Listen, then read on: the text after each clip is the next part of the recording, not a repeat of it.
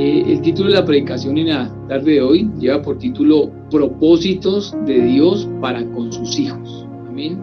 Propósitos de Dios para con sus hijos. Usted puede llevar una agendita, un cuadernito y va tomando notas si le parece. Amén. Importante que tenga su Biblia pues, para que pueda buscar los textos y podamos todos leerlos en común.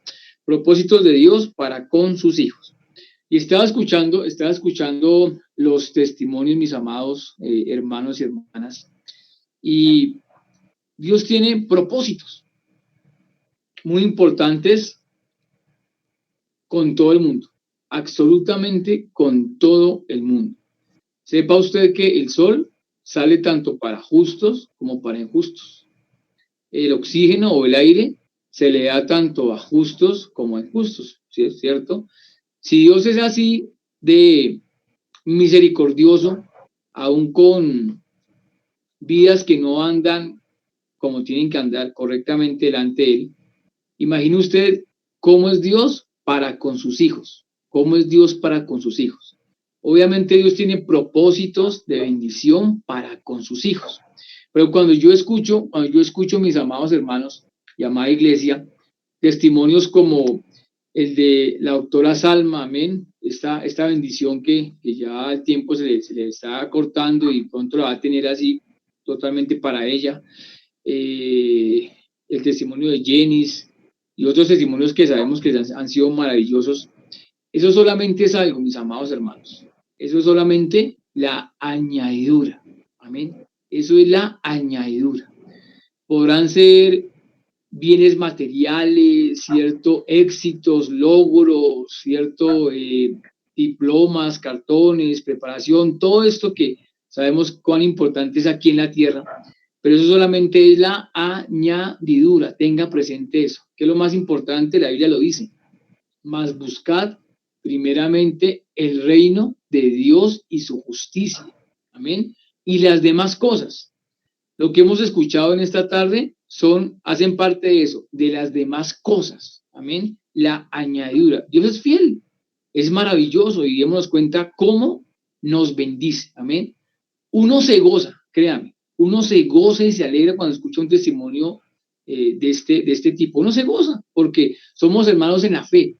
Y si un hermano le va bien, Dios le bendijo, ¿cierto? Le dio, no sé, un aumento de sueldo, le dio un vehículo, una casa, una propiedad, le dio salud, le dio bienestar. Vean, nos alegramos, nos gozamos. Es como si esa bendición digamos, mía, ¿sí? Como que yo la recibí. Me gozo, me alegro y oramos, ¿cierto? Y seguimos orando para que Dios tenga misericordia a todos y a todos, obviamente, que nos bendiga, amén. En su perfecta voluntad estamos.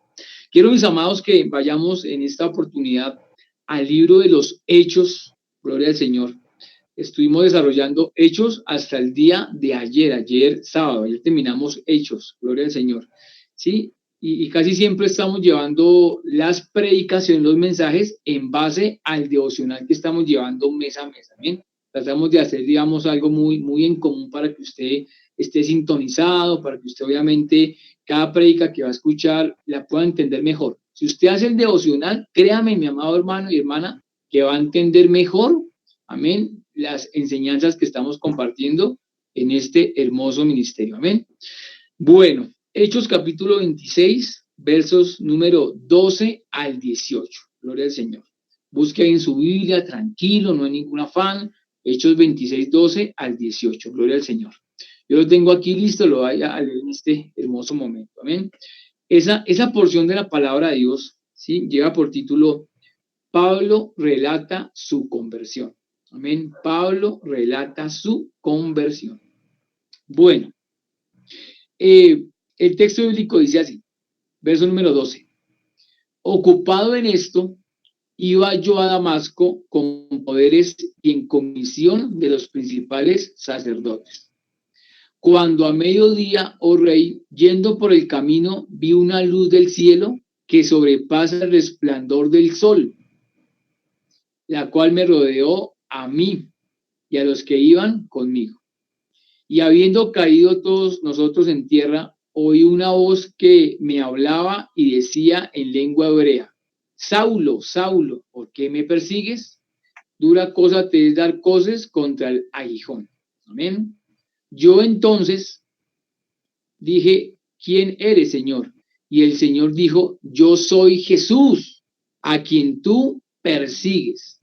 Pero levántate y ponte sobre tus pies, porque para esto he aparecido a ti, para ponerte por ministro y testigo de las cosas que has visto y de aquellas en que me apareceré a ti, librándote de tu pueblo y de los gentiles a quienes ahora te envío, para que abras sus ojos, para que se conviertan de las tinieblas a la luz y de la potestad de Satanás a Dios, para que reciban por la fe que es en mí perdón de pecados y herencia entre los santificados.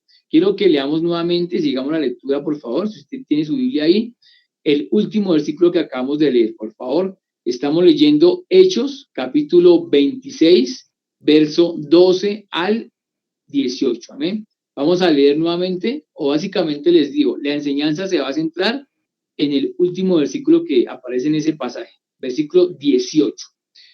Para que abras sus ojos, para que se conviertan de las tinieblas a la luz y de la potestad de Satanás a Dios, para que reciban por la fe que es en mí perdón de pecados y herencia entre los santificados. Amén. Un texto que cierra ese pasaje de manera maravillosa. Bueno, mis amados, es muy importante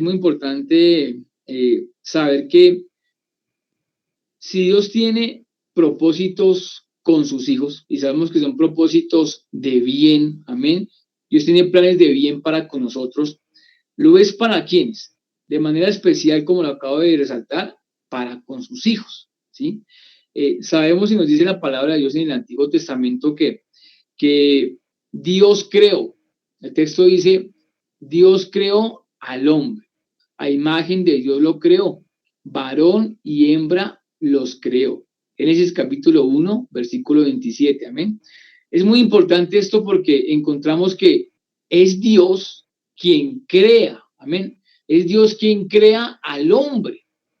Lo damos por sentado, así lo creemos, amén. No somos como tal evolucionistas, sino somos creacionistas, ¿cierto? Creemos en la creación, creemos en la palabra de Dios, creemos en el relato bíblico, amén. Así está establecido, así está registrado en la Biblia, así lo creemos. Es Dios quien ha creado al hombre. No es el hombre quien ha creado a Dios, amén. Lo ha presentado la palabra de Dios. Es Dios quien ha creado al hombre. Pero cuando Dios crea al hombre, pues hace y forma una criatura, ¿cierto? Es una criatura como tal.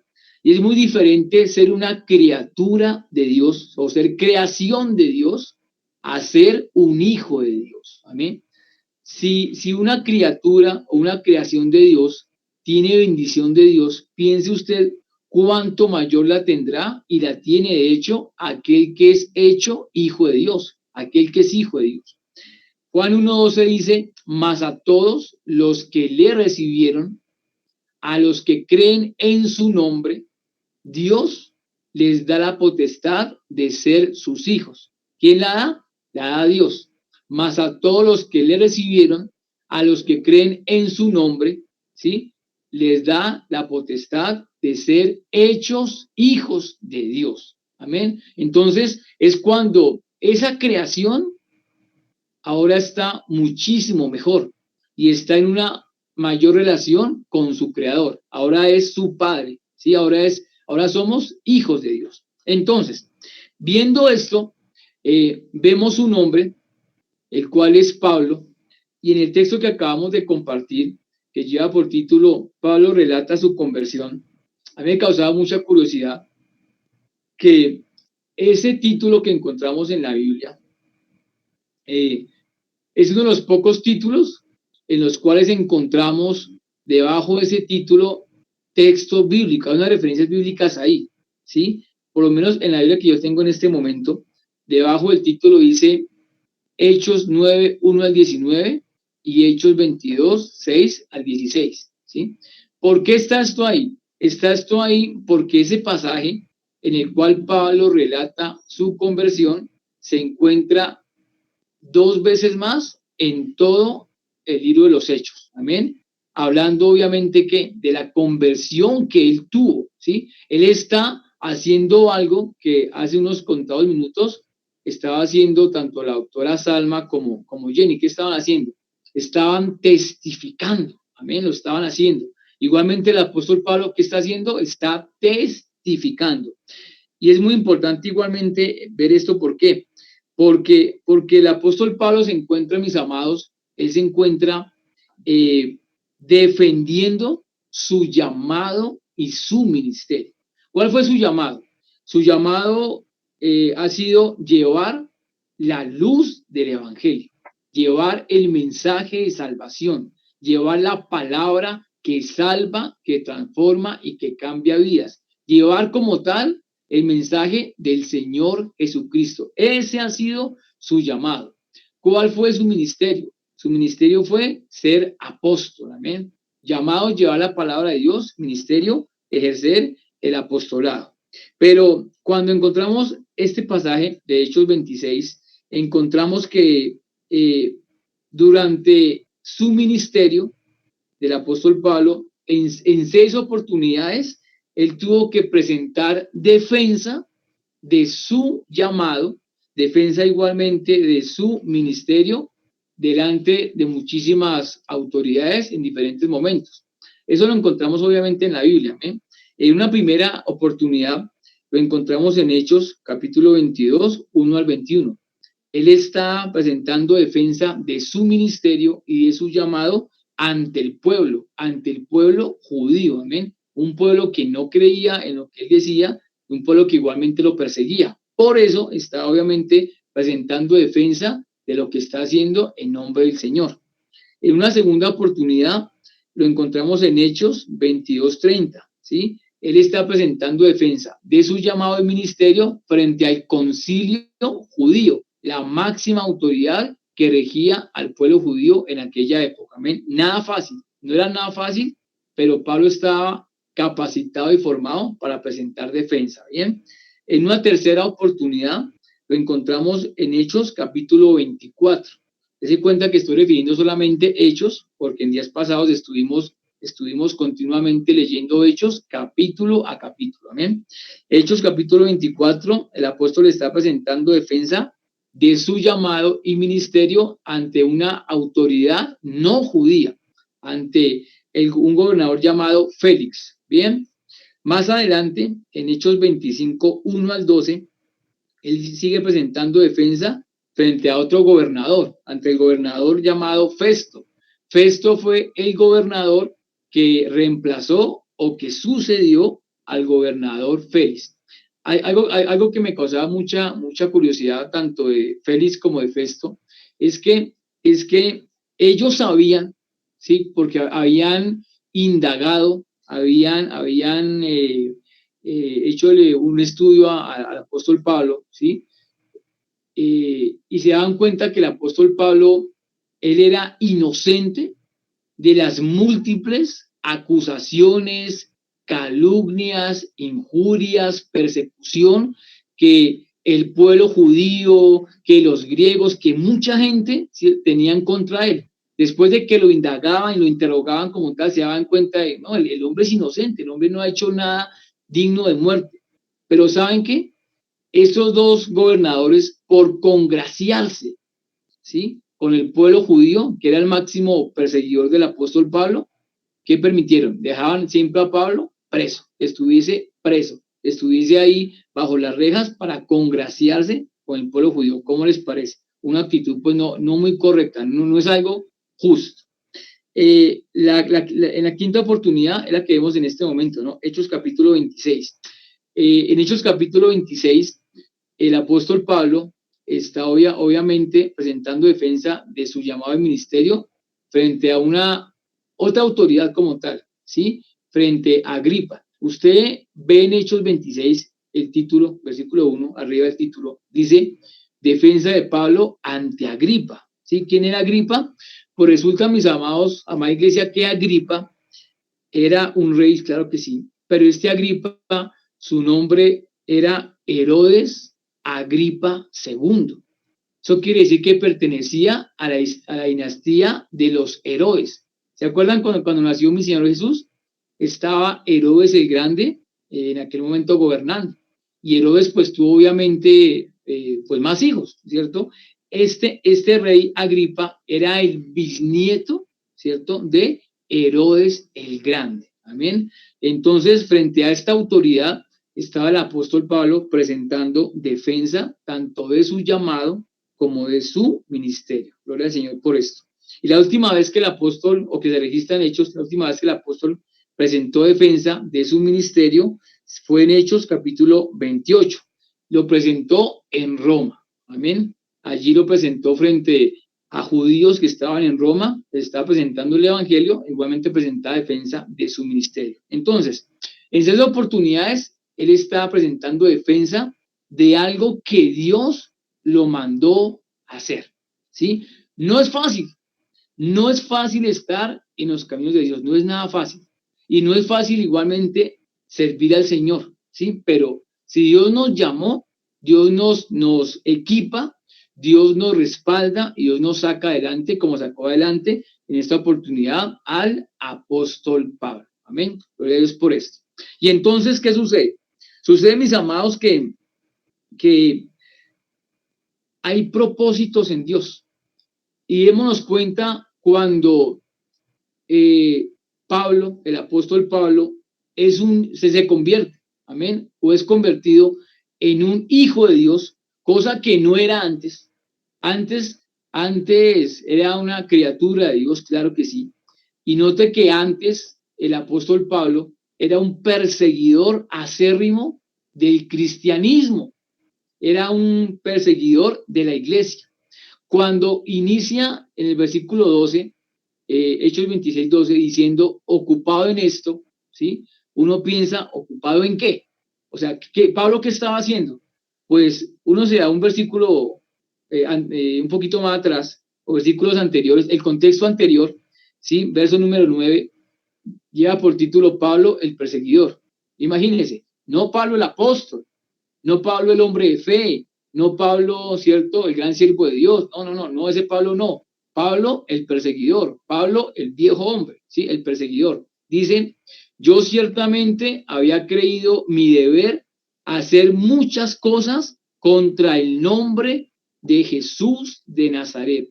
Mi amado hermano, cuando, cuando hay personas, cuando hay individuos, vidas que se vienen, lanzan ristre contra la iglesia, contra la fe, contra un hijo de Dios, muchas veces, y es natural, que uno se preocupe, que uno obviamente busca protección, busca refugio, busca cuidarse, que es la parte lógica, la parte pues humana, pero más que eso, entienda que no es ni siquiera en contra nuestra, ¿sí? Pablo perseguía a la iglesia, pero realmente a quien estaba persiguiendo, ¿a quién era?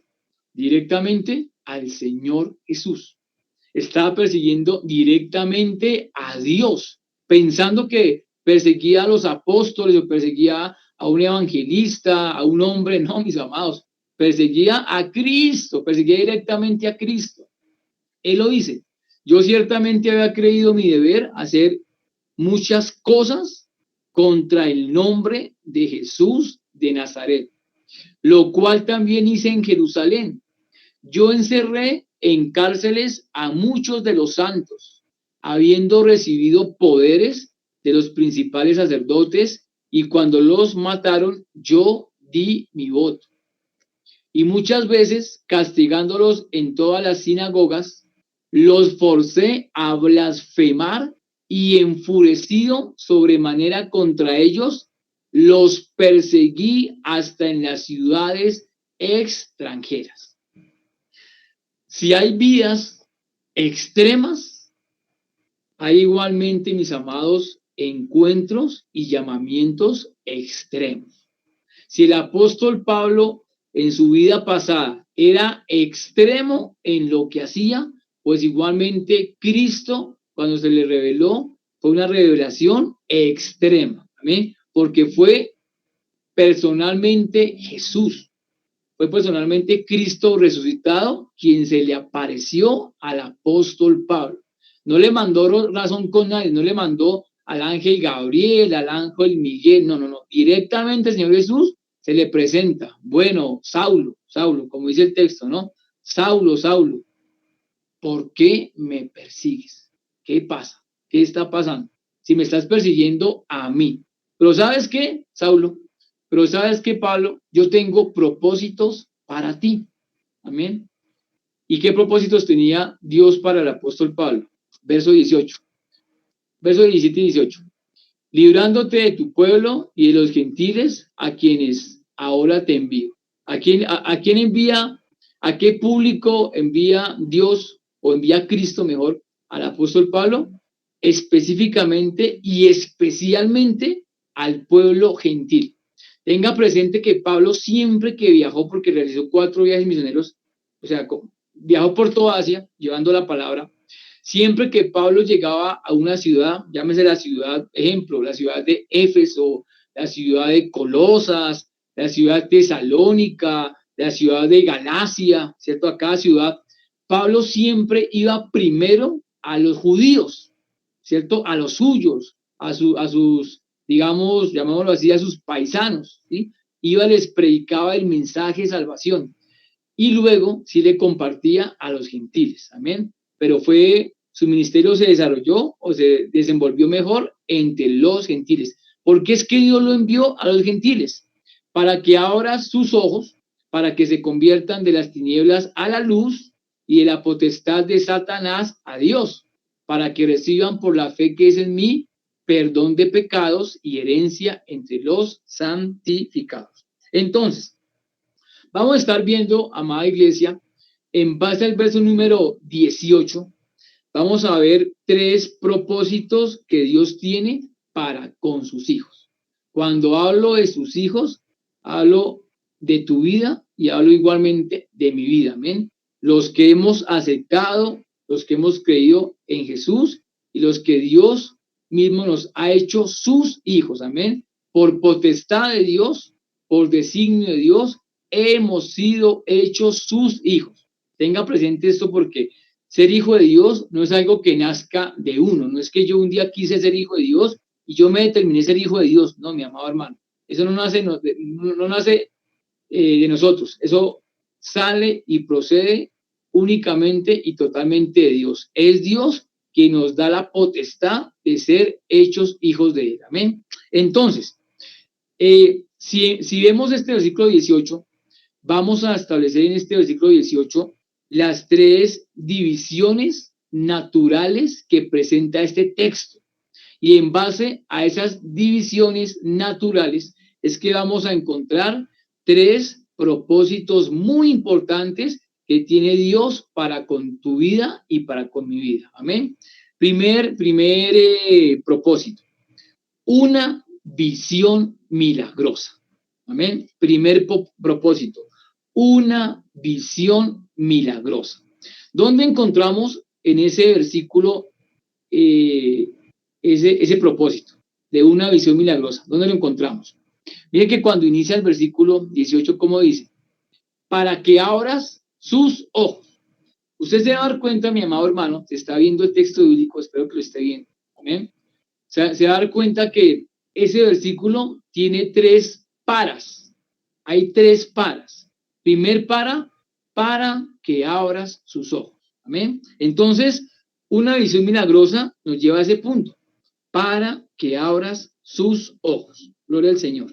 Bueno, resulta que si el texto comienza diciendo para que abra sus ojos, yo me preguntaría, entonces, ¿cómo se encuentran los ojos de las personas? No me refiero, mi amado hermano, a la visión natural, a la que todos tenemos. Humanamente, físicamente tenemos, gracias a Dios por eso, ¿sí? Tenemos una visión natural y podemos ver, ¿cierto? podemos reconocer, es algo maravilloso. La visión natural es algo increíble. Esto va más allá, no es una visión natural, porque regularmente en el mundo, eh, muchísima gente, o la mayoría de gente puede ver, amén. Sabemos que hay una población invidente, pero es obviamente una población mínima. Sabemos igualmente que con los años, pues desafortunadamente nuestro cuerpo se va desgastando y también la parte visual se va desgastando. Eso lo sabemos, pero regularmente el mundo, la mayoría de gente ve. Entonces, si no es algo físico, ¿a qué se refiere cuando? Para que abras sus ojos. Pues se refiere, mis amados hermanos, a la parte obviamente espiritual. Amén. Porque espiritualmente, déjeme decirle, la mayoría de personas están cegados espiritualmente. ¿Por qué están cegados? Están cegados porque cuando uno es hecho hijo de Dios, adquiere una nueva naturaleza espiritual. La naturaleza natural la tenemos, la física la tenemos, desde que nacemos la tenemos, pero lo que está adormecido o lo que está enceguecido, ¿qué es?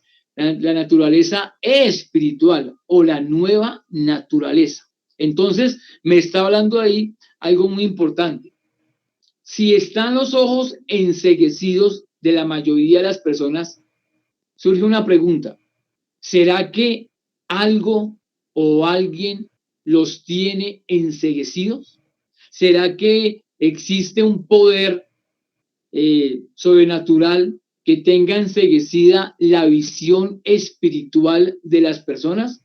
Déjeme decirle que sí. Desafortunadamente, sí. Amén. Vamos a encontrar esa respuesta, ese interrogante, en la segunda carta del libro de los Corintios, segunda de Corintios, capítulo número 4, verso 4, amén. Segunda de Corintios 4, 4. ¿Por qué esto? Porque es que la mayoría de personas están cegados a la verdad espiritual. Amén. ¿Cómo sabe uno esto? Uno no sabe por qué. Usted cuando comparte el evangelio o cuando comparte Dios y comparte algo de la palabra, créame que la mayoría de la gente no lo va a ver usted, no lo va a ver a usted con buenos ojos, ¿sí? Generará de pronto una desconfianza, una molestia, una incomodidad. Hay gente que no se le puede decir nada de eso porque no se puede. Uno no te se da cuenta que no, hábleme de fútbol, hábleme de otra cosa, pero no me hable ni de Dios ni de Biblia porque no quiero saber nada de eso, ¿sí? Están como enceguecidos a la verdad espiritual. Si no hay vida espiritual, pues obviamente no habrá aceptación a las cosas espirituales. Segunda Corintios 4:4 dice, leámoslo desde el 3. El 3 dice, pero si nuestro evangelio, y tenga presente que estaba hablando el apóstol Pablo, pero si nuestro evangelio está aún encubierto, entre los que se pierden está encubierto, en los cuales, está hablando de los que se pierden, en los cuales el Dios de este siglo, y usted está leyendo el texto, se da cuenta que aparece el nombre Dios, no con D mayúscula, ¿sí? Aparece el nombre Dios con ¿qué? Con D minúscula. Entonces, si aparece con D minúscula, no es el Dios grande, sublime, único y todopoderoso en el cual tú y yo, uno, creemos y dos, somos sus hijos. Habla de otro Dios, ¿sí? Habla de otro Dios. Dice, en los cuales el Dios de este siglo, o sea, de este tiempo, de esta tierra, de esta humanidad, cegó el entendimiento de los incrédulos para que no les resplandezca la luz del evangelio de la gloria de Cristo, el cual es la imagen de Dios. Leo nuevamente el texto. En los cuales el Dios de este siglo cegó el entendimiento de los incrédulos para que no les resplandezca la luz del evangelio de la gloria de Cristo, el cual es la imagen de Dios. Amén. El evangelio se muestra acá como que, como una luz. Amén. Una luz que representa la gloria de Cristo. Entonces, hay alguien, mis amados, que tiene cegado, que tiene igualmente que el entendimiento de los incrédulos cerrado, ¿cierto? Hay como tal un velo, ¿no? No entienden, no comprenden, ¿cierto? No les gusta, porque están velados, están vetados, están cegados, no entiende, no reconoce, no sabe, no le gusta. ¿Quién es? Pues obviamente sabemos que es el adversario, que es Satanás. Eso es algo claro que encontramos en la palabra del Señor. Entonces, Él los tiene así, pero hay algo aún más importante que si Él los tiene así, ¿quién los transforma? ¿Quién puede transformarlos? Pues Dios. Dios puede cambiar toda situación. O sea, hay esperanza. En Dios hay esperanza. En su misericordia hay esperanza. En sus propósitos hay esperanza. ¿Quién puede transformar esto? Dios. Él lo hace. Y el punto es, pues, ¿para qué lo hace? Dios, ¿para qué lo hace? Tenga presente que 2 Corintios 4:4 igualmente lo dice. ¿Para qué lo hace? Dios puede transformar, Dios puede quitar todo velo, toda escama, toda mentira, ¿cierto? Toda pesadez, todo aquello que tiene entenebrecido el entendimiento de las personas. ¿Para qué? Dios lo hace para que les resplandezca la luz del evangelio de la gloria de Cristo. ¿Para qué? Para que les resplandezca la luz del evangelio de la gloria de Cristo. Si hay alguien que los tiene entenebrecidos para que no entiendan esto, pues obviamente Dios, ¿qué hace? Dios quita eso para que las vidas en sus mentes, ¿cierto?, puedan ser transformadas, puedan ser cambiadas y puedan entender lo que Dios tiene para sus vidas. Primer propósito, una visión milagrosa. Se requiere tener obviamente fe. Lo importante de esto es que es Dios quien coloca fe en nuestras vidas para que fluya el Evangelio, para que el Evangelio obviamente alumbre nuestro caminar, nuestro andar, lleguemos como siempre a puerto seguro. Amén. Ese es el primer punto. Segundo punto que encontramos, o segundo propósito que encontramos en este pasaje de Dios para con sus hijos. Un cambio posicional. Amén. Un cambio posicional. ¿Dónde encontramos este punto? En el versículo bíblico. Veamos el segundo para. El primer para dice para que abra sus ojos, punto y coma. El segundo para dice para que se conviertan de las tinieblas a la luz y de la potestad de Satanás a Dios. Y ahí encontramos nuevamente un punto y coma. Amén. Para que se conviertan de las tinieblas a la luz y de la potestad de Satanás a Dios. Un cambio posicional, gloria a Dios. Bueno, ¿qué encontramos ahí? Note que ese parafito es muy profundo, es muy diciente. Nos está hablando el texto bíblico que se requiere que sean abiertos los ojos, haya un nacimiento, haya un nuevo nacimiento, haya una nueva naturaleza, haya una vida espiritual, ¿para que qué? Para que haya una conversión de un lugar a otro, una conversión de una autoridad, se está bajo una autoridad para pasar a otra autoridad. El punto es encontrar quiénes son y cuáles son, ¿sí? Qué lugares y qué autoridades, para que se conviertan, ¿de dónde? Posiciones. Hay un viejo hombre. Todos los que nacimos de nuevo, antes teníamos o estábamos en un viejo hombre. Y si estábamos en un viejo hombre, estábamos dominados bajo una vieja naturaleza. ¿Perfecto? Y si era así, estábamos andando no en luz, no en luz. Posiblemente no estábamos en Cristo, posiblemente no estábamos en la fe como estamos hoy en día, y muy seguramente usted pensaría, va a decir, pero pues yo no estaba tan mal, o sea, yo no estaba tan mal. Yo no creo que estuviese en tinieblas como dice el pastor, no, a mí me iba bien, los negocios, la vida, ¿cierto? La familia, me iba bien, ¿sí? Pero es que lo importante, amados, es que nos dice la palabra del Señor, ¿sí? El que no ha nacido de nuevo, el que no tiene una nueva naturaleza, sí, muy seguramente en el área natural le puede ir de maravilla, le puede ir muy bien, claro que sí. Pero lo terrible es que por más bien que le vaya, como dice la palabra de Dios, ¿de qué le vale al hombre haber ganado el mundo entero para sí? O sea, se puede, créanme que se puede, ¿sí? El hombre puede ganar el mundo entero para sí y lo vemos día a día, lo vemos con artistas, lo vemos con políticos, lo vemos con diferentes empresarios, industriales, bueno, tantas cosas que han ganado el mundo para sí, han ganado fama, reconocimiento, honores, aplausos, todo lo que el mundo, todo lo que en el mundo se puede ganar, todo lo que igualmente el mundo puede ofrecer, mucha gente lo ha ganado y lo ha conseguido. Hoy no está en Dios. Perfecto, bien. Pero ¿qué sucede? El texto bíblico que dice, ¿de qué le vale al hombre haber ganado el mundo entero para sí si al final pierde su alma? ¿Me entiende? ¿De qué vale? ¿De qué vale todo eso? Los reconocimientos, los aplausos, ¿cierto? Las honras, la gloria o la vanagloria, ¿eso de qué sirve al fin de cuentas? Si cuando muere va a estar toda una eternidad sin Dios, ¿de qué le sirvió?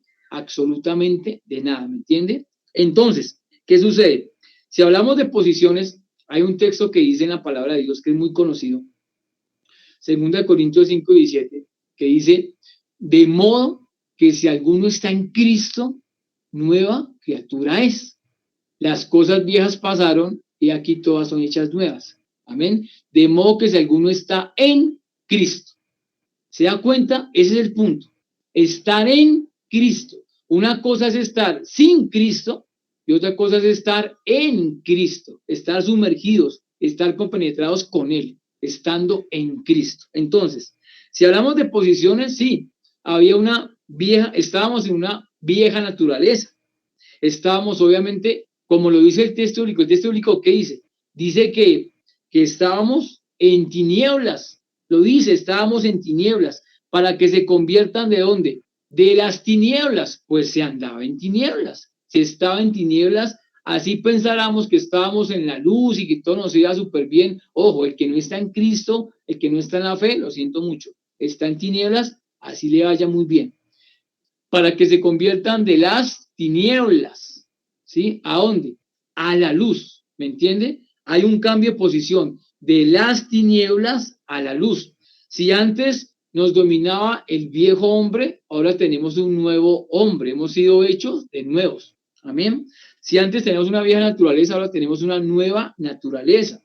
Si antes andábamos en tinieblas, ahora en qué andamos? Andamos en la luz. Perfecto. ¿Eso de qué me habla? De posición, ¿sí? De lugar.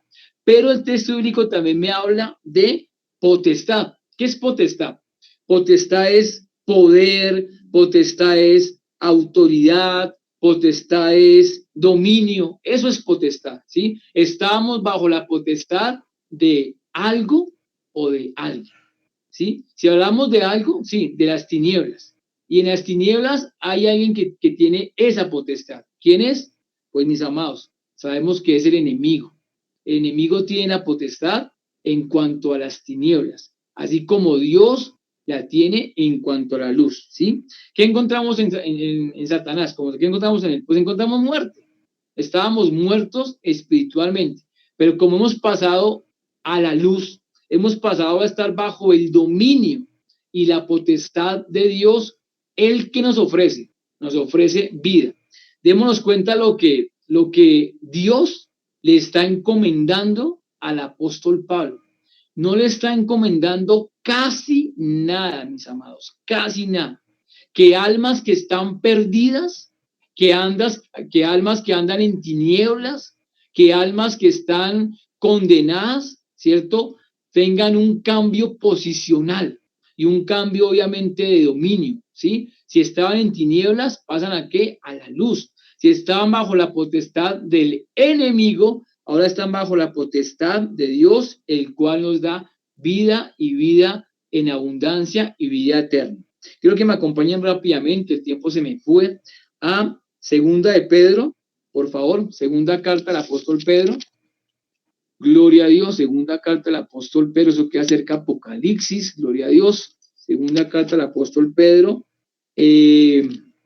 no, segunda no, primera carta al apóstol Pedro, perdón, primera de Pedro 2, 9 y 10. Amén. 2, 9 y 10. De pronto el verso 9 lo conocemos de antemano, ¿sí? De vieja data. Pero el 10 de pronto no lo conocemos mucho. Veamos los dos rápidamente. El texto dice, mas vosotros sois linaje escogido. Amén. Real sacerdocio, nación santa, pueblo adquirido por Dios para que anunciéis las virtudes de aquel que os llamó, ¿de dónde? De las tinieblas a su luz admirable. Note cómo encaja este pasaje con el pasaje de Hechos capítulo 26, 18. ¿Cómo encaja, sí? Y algo aún más importante. Estamos leyendo en este momento Pedro.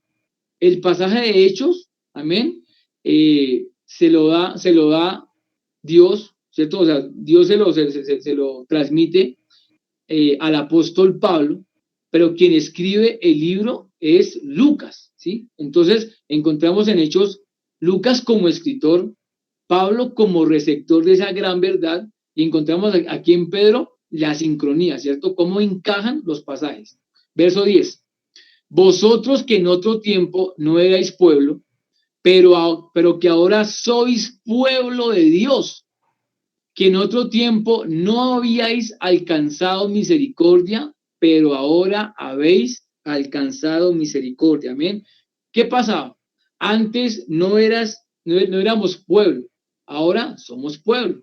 Antes no hemos alcanzado misericordia, ahora hemos alcanzado misericordia. ¿Por qué? Porque hay un cambio definitivo en cuanto a la posición y en cuanto al dominio. Ahora estamos en la luz y le pertenecemos a Dios, amén, al Padre. Es algo muy, muy importante. Tercer y último punto, gloria a Dios. Una bendición eterna, amén. ¿Qué propósito? Una bendición eterna. Y cuando hablamos de una bendición eterna, hablamos, mis amados, mi amada iglesia, de gracia sobre misericordia. Gracia sobre misericordia. El texto bíblico dice, el tercer para, ¿se da cuenta? Abordamos solamente los tres paras de ese versículo bíblico. Para que reciban por la fe que es en mí perdón de pecados y herencia entre los santificados. Amén. ¿Se dio cuenta de los tres paras? Primer para que abras sus ojos. Segundo para que se conviertan de las tinieblas a la luz y de la potestad de Satanás a Dios. Tercer para que reciban por la fe que es en mí perdón de pecados y herencia entre los santificados. Gloria a Dios. Amén. Entonces, ¿qué encontramos ahí, mis amados? Encontramos un vehículo, encontramos un objeto y encontramos unos resultados. ¿Cómo así? Encontramos un vehículo, ¿cuál es? La fe, para que reciban por la fe. ¿El vehículo cuál es? La fe. ¿El objeto de la fe quién es? Cristo. Cristo es el objeto de la fe. El texto dice, para que reciban por la fe que es en mí. Tenga presente que cuando dice que es en mí, en ese contexto, Jesús le estaba hablando al apóstol Pablo. ¿Qué le está diciendo? Para que reciban por la fe que es en mí. Amén. Entonces, el objeto de la fe es Cristo. De hecho, la Biblia dice que Cristo es el autor y el consumador de la fe. Amén. Los resultados. ¿Qué resultados encontramos ahí? Si hay fe, ¿cierto? Y la fe puesta en Cristo, una fe salvadora, una fe eficaz, una fe viva, ¿qué sucede? El texto lo dice, perdón de pecados y herencia entre los santificados. Amén. Entonces la pregunta sería ahí, bueno, ¿quiénes reciben esto? ¿Quiénes reciben qué? ¿Quiénes reciben perdón de pecados? ¿Y quiénes reciben herencia? O sea, ¿quiénes reciben la vida eterna? ¿Quiénes? La reciben los hijos de Dios. Y yo pensaba algo al respecto. Si hablamos de herencia, de una herencia espiritual, no me refiero a algo aquí terrenal, porque esto un día va a terminar. Si hablamos de una herencia espiritual, déjeme decirle algo, amado hermano. En la tierra, todo el mundo, absolutamente todo el mundo, desde Adán hasta el último hombre que vivía en la tierra, todo el mundo recibirá una herencia espiritual. Todo el mundo. El punto es qué clase de herencia va a recibir. Los hijos de Dios, ¿qué herencia espiritual? Yo diría, no vamos a recibir, ya recibimos por fe, ya la recibimos. ¿Qué herencia hemos recibido? Uno, perdón de pecados, ¿cierto? Y dos, la salvación para vida eterna. Esa herencia espiritual en bendición no la vamos a recibir, ya la recibimos. De hecho, ya vimos en ella. El punto es, entonces, ¿qué herencia espiritual reciben los que no están en Cristo? ¿Qué es lo que van a recibir? Pues obviamente todo lo opuesto a lo que recibe un hijo de Dios. No va a recibir perdón de pecados porque no ha aceptado a Cristo, porque no cree en Él. Y obviamente el que no cree en Cristo, mi amado hermano, pues recibirá una herencia espiritual de condenación eterna y perpetua. Lo dice la palabra del Señor. ¿Por qué? Porque bajo la potestad que estemos, si estamos bajo la potestad de Dios, el que nos ofrece perdón, salvación y vida eterna.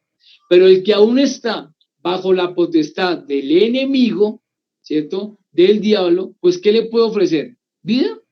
¿Le puede ofrecer perdón? Obviamente que no. El enemigo ya tiene un destino fijo, que lo dice la palabra de Dios, ya lo tiene asegurado, una eternidad en el lago de fuego y azufre, ¿sí? Si él obra y actúa como una potestad, llamémoslo como un padre de las tinieblas, pues ¿qué le puede ofrecer a sus hijos que aún están en las tinieblas? ¿Qué les puede ofrecer? Pues eso, una eternidad separados y alejados de Dios. Amén. Vamos concluyendo. Concluyamos ya. Primero, ¿qué tipo de visión tenemos?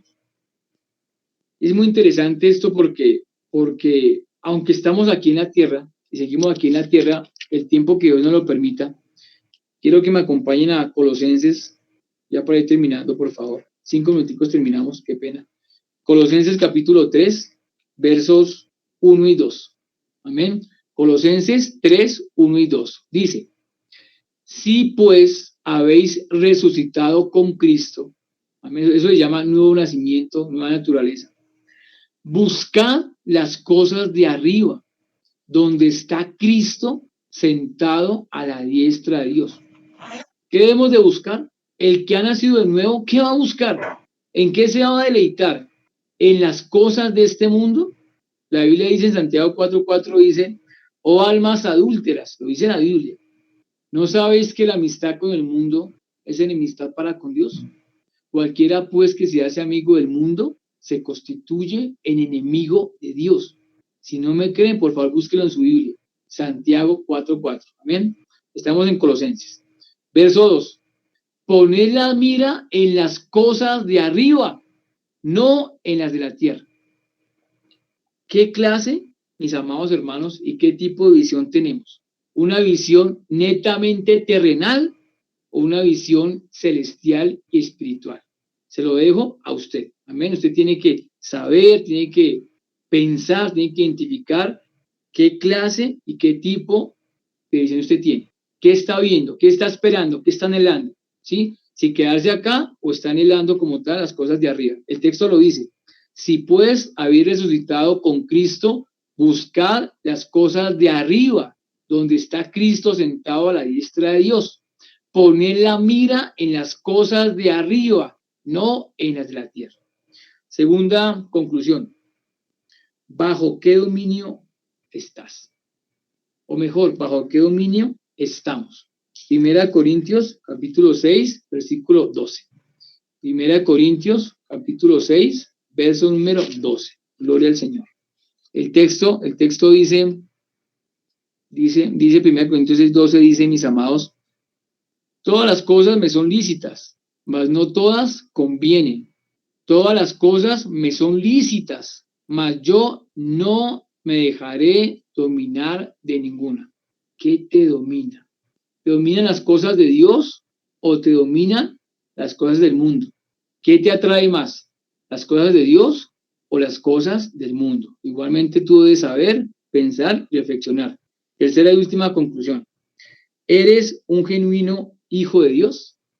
¿Eres un genuino hijo de Dios? Romanos capítulo 8, verso 16 y 19 y terminamos en esta hermosa noche ya la palabra de Dios. Romanos 8, 16 al 19. El texto dice: el Espíritu mismo da testimonio a nuestro espíritu de que somos hijos de Dios. Y si hijos, también herederos, herederos de Dios y coherederos con Cristo, si es que padecemos juntamente con Él, para que juntamente con Él seamos glorificados. Eso que viene es maravilloso. Pues tengo por cierto, mis amados hermanos, que las aflicciones del tiempo presente no son comparables con la gloria venidera que en nosotros ha de manifestarse. Quiero nuevamente leer ese pasaje bíblico. Y es para su vida, hermano. Es para usted, téngalo muy presente en su vida, esta hermosa promesa que encontramos ahí. Pues tengo por cierto que las aflicciones del tiempo presente, de hoy, lo que estemos pasando, por lo que estemos sufriendo, ¿cierto? Economía, salud, familia, finanzas, tantas cosas. Pues tengo por cierto que las aflicciones del tiempo presente no son comparables con la gloria venidera que en nosotros ha de manifestarse. Lo que nos pasa en esta tierra, que yo sé que a muchos pasan por cosas muy fuertes, muy duras, ¿cierto? Pesadas, realmente pesadas. Mi amado, hay esperanza para ti en esta hermosa noche. Eso no es nada, ¿sí? Aunque duela, aunque suframos, aunque lloremos, aunque estemos desesperados, eso no es nada en comparación a la gloria venidera que en tu vida y que en mi vida se habrá de manifestar. 19 y termino. Porque el anhelo ardiente de la creación de esta tierra, ¿cuál es? Es el aguardar la manifestación de ¿quiénes? De los hijos de Dios. Amén. Que tú la tengas clara, que tú estés obviamente en el lugar correcto, que tú estés en Cristo, que tú sepas, ¿cierto?, en quién estás, que tú sepas los propósitos que Dios tiene para tu vida, planes de bien y planes obviamente de bendición. Tengamos muy presente eso, mis amados hermanos. Sufrimos, sí. Padecemos, sí, pero tenga presente algo por encima de todo. Dios tiene planes para ti y para mí. Y los hemos encontrado aquí en la palabra de Dios. Amén. ¿Cuáles son? ¿Cuáles son, mis amados hermanos? ¿Cuáles son? Son obviamente una visión milagrosa.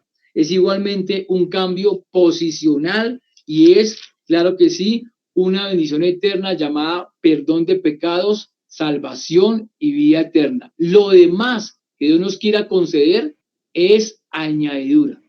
Si la añadidura es buena y es maravillosa, esto que acabamos de ver es sin igual. Es vida eterna con Dios por siempre y para siempre. Un día y no muy lejano, tú y yo estaremos allá. Y tal vez cuando estemos allá, entenderemos muchas cosas que nos pasaron acá. Allá no vamos a cuestionar, allá no vamos a tener nada de eso porque entenderemos por qué nos pasó lo que nos pasó. ¿Saben por qué, mis amados? Porque Dios tiene propósitos para con sus hijos. Mis amados, Dios les continúe bendiciendo.